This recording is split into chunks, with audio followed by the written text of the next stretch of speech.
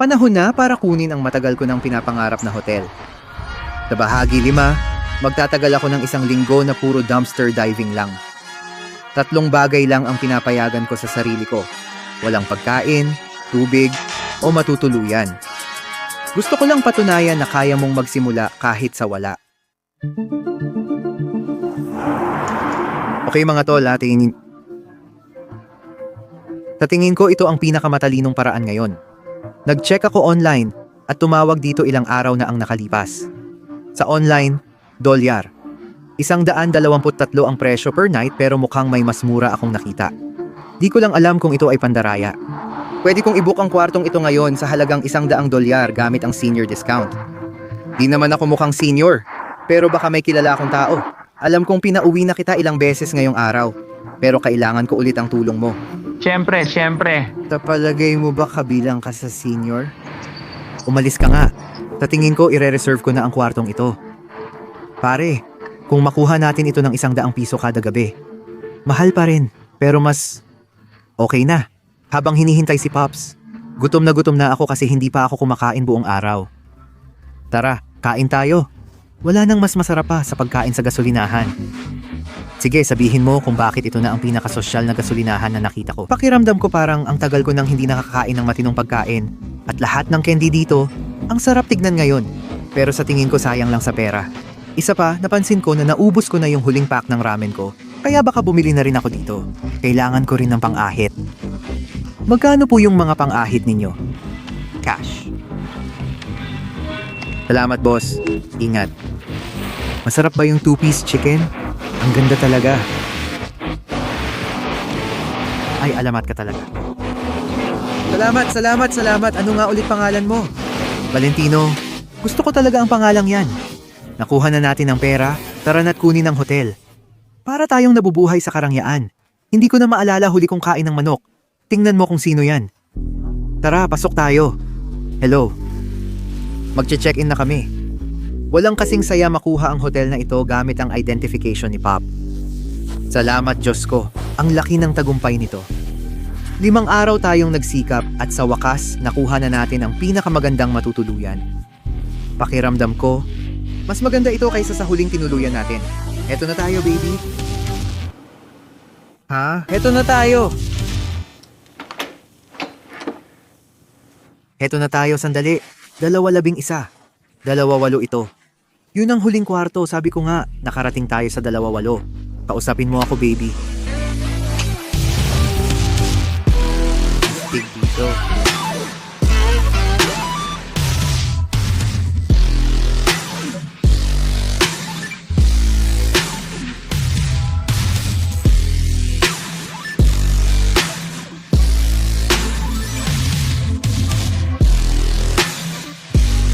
Sigurado akong may tatawag pa sa akin. Ingat ka. Talagang pinaramdam ng hotel na parang nasa bahay lang ako at ang pagkain ay bonus pa. Napaisip ako kung paano ang lahat bago ko sinimulan ang hamon na ito. Miss ko na ang asawa, aso at bahay ko. Nalulungkot na ako kaya nagdesisyon akong tumawag. Miss na kita. Miss din kita. Nakarating na ako sa hotel. Pwede ba akong sumama? Oh, sige. Pero ang baho mo naman. Oo. Hello, tumatawag ka sa Holiday Inn Express sa Northwell. Ako si Vinny, paano kita matutulungan? Hello, meron po ba kayong mga sepilyo? Sandali lang at i-check ko para sa'yo. Okay, meron kami. Kung gusto mong bumaba at kunin ito. Sige, salamat bro. Kailangan ko ng kahit ano mula sa breakfast area. Babalik kami agad. Sige, ayos. Salamat. Tara na, baby. Libre na to. Pare, parang bata ako sa candy store. May toothbrush pa, tagal ko nang kailangan. Mga 4 na araw na akong di nakakapagsipilyo. May toothpaste pa, hindi ko na kailangan bumili.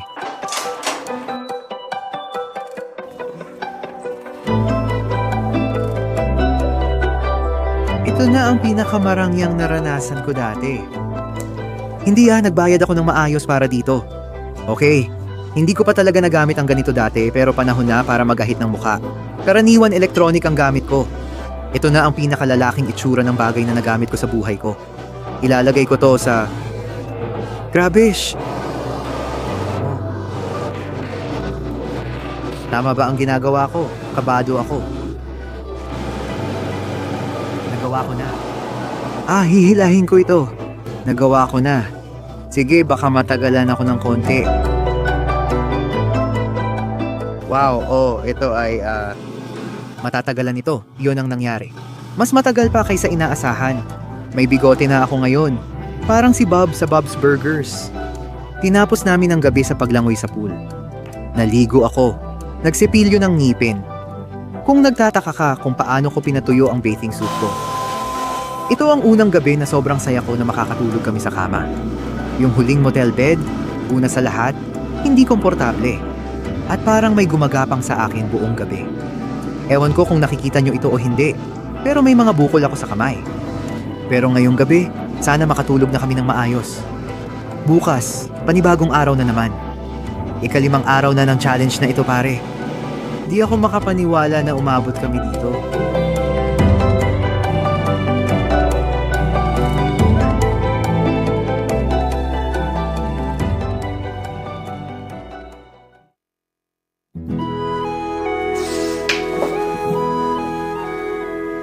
Magandang umaga.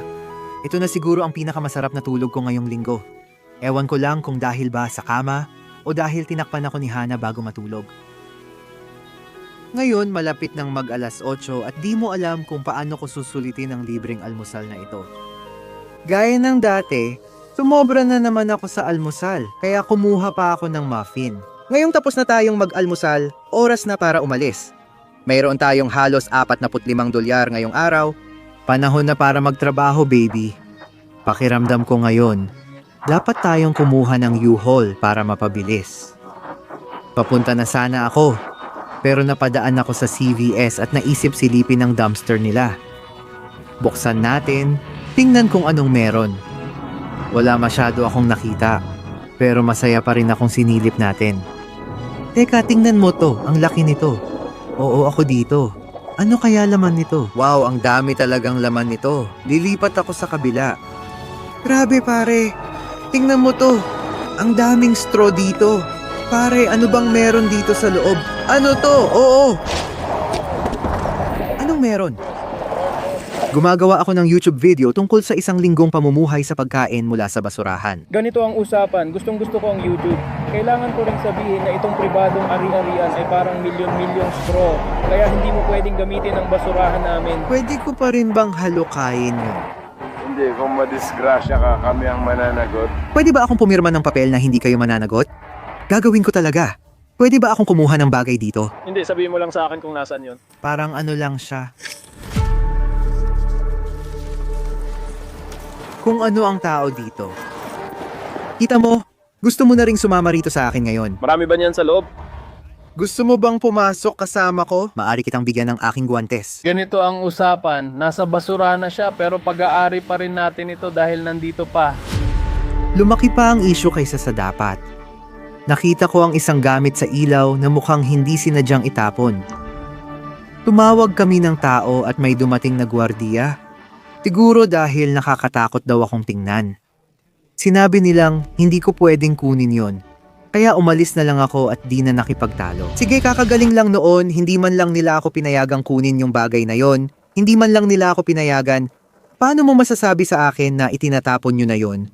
Tapos hindi ko pa rin pwedeng kunin. Wala talagang sense yun.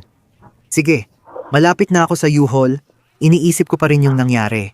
Hindi ko na sana tinanong kung pwede kong kunin, dapat kinuha ko na lang at nagpaalam na lang ako. Pero ayun, nakarating na rin kami sa U-Haul. Kumusta ka? Kumusta ang hotel mo? Ang ganda doon. Pwede mo ba akong salubungin sa U-Haul at tingnan mo kung sino ang paparating? Nakakatawa yun pero tara na dito, kuhanin na natin itong U-Haul. Pwede ba akong magrenta ng cargo van para sa'yo? Heto ang susi mo. Salamat. Nasa lane H, oh. Ito. Dati kinuha natin ito para matulugan. Ngayon, para magtrabaho. Pupuntahan ko ang pinakamaraming dumpster para kumita. Paano ako makakalabas dito? Salamat! Sa wakas, may U-Haul na tayo, mas bago pa kaysa dati, nag-upgrade tayo. May ilaw pa sa likod.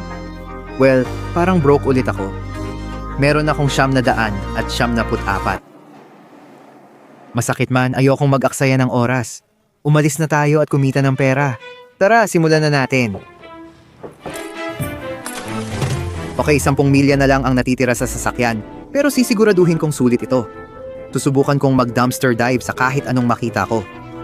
Tara, gawin na natin. Nasa likod tayo ng Dollar General. Sisilipin ko lang ito ng mabilis. Mukhang may nagdadala ng gamit. Baka may itinatapon din sila. Ano kaya meron dito? Oh, maraming pagkain pero sobrang daming bubuyog. Ayaw nyo ring makita laman nun. Sa totoo lang, wala akong nakikitang kapaki-pakinabang. Parang puro basura lang.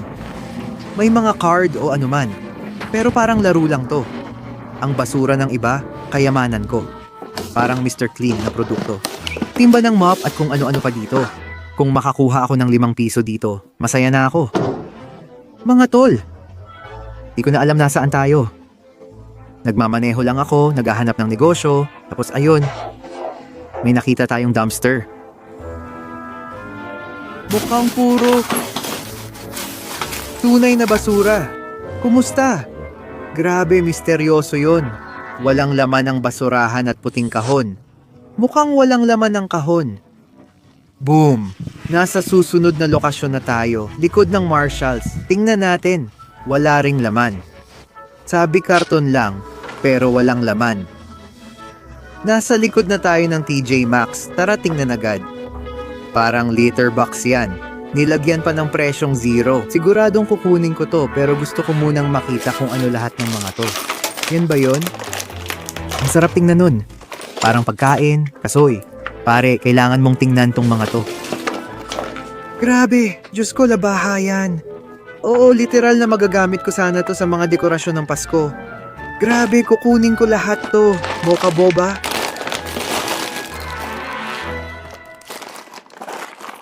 Nakakita ako ng maliit na bag at gamit dito. Mga tol, ang laki nito. Ano to? Sayang, astig sana.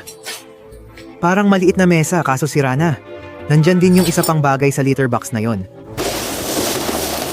Kukunin ko talaga yung litter box. Wala bang takip to?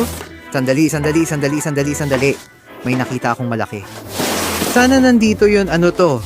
Ang dami kong nakikita. Hello Kitty? Hello ano? Ah, salamin ng Hello Kitty, baliktarin mo. Nabali. Ano to? Adidas Lite. Pangtiyan ba yan? Wala akong alam, kukunin ko na lang. Handa ka na ba? Kausap mo ako. Sira na. Anong sira? Anong klaseng sira ito? Sigurado ba tayong sira na? Sobrang excited ako ngayon. Kita mo, alam kong may dahilan bakit tayo kumuha ng U-Haul. Ano to? Air pump yan. Ito naman ay tally counter. Parang ito yung unang TJ Maxx na may nahanap akong gamit. Parang ano yon? Magdiwang. Sige, magdidiwang ako. Bakit hindi? Ano yan? COVID tester. Hindi ako mahilig sa party. Pakiramdam ko kaya kong baliktarin to. Oo, pwede.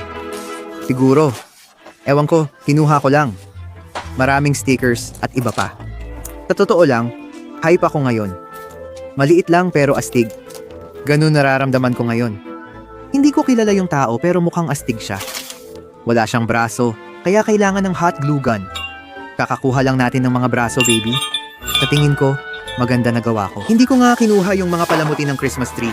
Tara na, baby. Tara na. Ako at ang litter box kong puno ng gamit. Masaya kami at nakarating na kami sa basura ni Alta. Alam mo yon. Ibig kong sabihin, sa maliit na Revlon na pampaganda na nakuha ko, baka pwede na rin akong tumalon dito.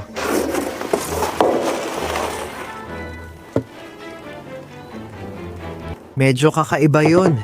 Ang daming kahon ng makeup. Grabe. Clinique. Anti kung ano-ano. Di ko alam. Gustong gusto ng mga tao bumili ng gamit. Hindi ako sigurado. I-comment kung mali ako. Makeup na lang ang hawak ko. Pero maliit din yung display case kukunin natin. Kukunin natin yan. Totoong basura. Pero gusto ko itong pink na kahon. Kunin ko na lang. Mukhang makeup na rin sapatos ko. May nahanap tayong astig na display case. Tapos nagutom ako kaya kumain ng ramen noodles. May plano na akong sunod na pupuntahan. Heto tayo sa GameStop. Ang daming laman ng basurahan dito. Yung huling GameStop, wala masyado. Yung isa karton lang. Oh, wala talagang laman kundi puro karton at mga walang lamang kahon. Paano naman to? Karton lang din ba ulit? Grabe. Pokemon trading card game. Para talaga tong kahon ng mga Pokemon cards. Paano kung hindi lang karton to at puno talaga ng cards? Oo, parang wala talagang tinatapon na maganda ang GameStop. Sandali, ano to? Magic Pack ba to dati? May GameStop card pa. Tanong ko lang kung may laman pa to. Sandali. NBA 2K18 yan para sa PlayStation 4 o. Sige, may disc dito pare. Ayan na baby, may NBA 2K18 na tayo. Gusto ko lang malaman kung may laman ang card na to. Subukan nating ibenta ito sa kanila, diretso mula sa basurahan nila. Pasok tayo at subukan. Hindi. Nakapila ka ba? Hindi. Sige. Tumatanggap ba kayo ng mga laro ngayon? Hindi ka makakakuha ng malaki dyan para lang alam mo. Hindi makakakuha ng malaki? Kailan nyo binuksan ang lugar na ito?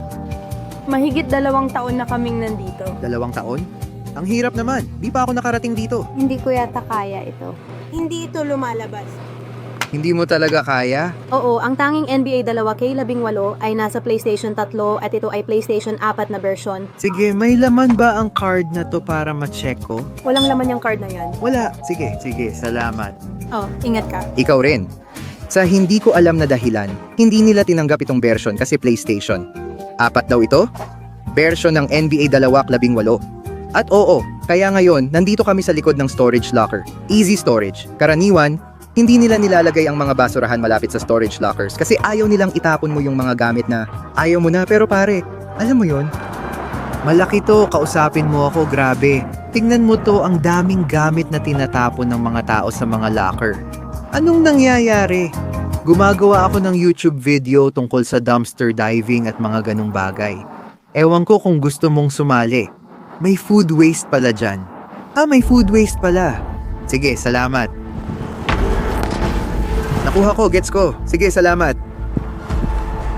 Kaya,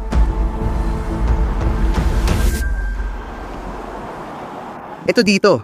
Parang puro tseke at kung ano-ano pa. Ano to? Grabe pare, puro damit pala to. Ito dito, costume ni Spider-Man. Sira na, pero ang astig pa rin. Halimbawa, kung meron kang basketball na may pirma, bagay na bagay sana to, kaso sira na. Karaniwan, hindi naglalagay ng mga dumpster ang mga storage locker company sa loob ng storage facility. Grabe. Sandali, ano to? Mga foam roller? Oo, kukunin natin. Ano naman tong mga kahon? Hindi pa nabubuksan, robe pala. Grabe.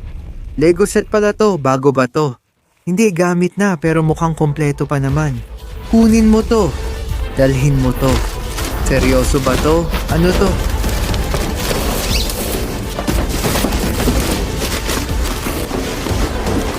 Ang astig niyan.